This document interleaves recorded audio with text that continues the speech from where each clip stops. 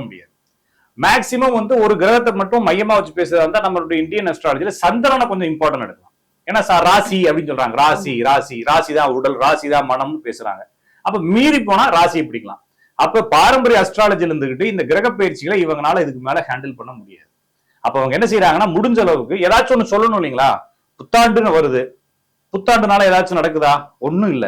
இன்னைக்கு இந்த மாதிரி நாளைக்கு நடக்குது. அது மாதிரி ரீஃப்ரெஷ் பண்றதுக்கு மக்களுக்கு வந்து நிறைய நிகழ்ச்சிகள் தேவைப்படுது. அது வருட பிறப்பு, கிரக பயிற்சிகள், மாத பயிற்சிகள், ஒவ்வொன்று மாத பிறப்பு, நாள் தினமும் நாள் பிறக்கிறப்ப சூரிய உதயம், இப்படிதான் நம்ம எது செய்யணும். நம்ம தினமும் சரி நேற்று தோத்துட்டோம், இன்னைக்கு ஜெயிச்சிடலாம். சரி இன்னைக்கு தோத்துட்டோம், அடுத்த வருஷம் ஜெயிச்சிடலாம். 45 வயசுல தோத்துட்டோம், 46வது வயசுல ஜெயிச்சிடலாம்னு சொல்லி எதையாச்சும் ஒண்ணு அடுத்த ஸ்டேஜுக்கு கொண்டு போறதுக்கான ஒரு கேரியரா தான் இந்த இடத்த நம்ம பயன்படுத்துறோம் ஒவ்வொரு கண்டென்ட்டையும். அப்ப ஜோசிகாரங்க என்ன செய்யறாங்கன்னா, இந்த கிரக பயிற்சிகளை கொண்டு உட்கார்ந்துக்கிட்டு சந்திரனையும் லக்னத்தையும் தூண்டுறாங்க.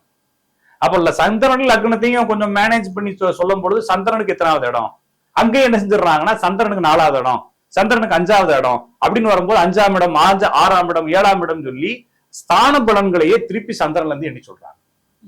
அப்ப சந்திரனுக்கு 8ல குரு வந்தா, 10ல குரு வந்தா பதவி பறி போகும், அது லக்னத்துக்கா சந்திரனுக்கான 2க்கும் சொல்றாங்க சிலர்.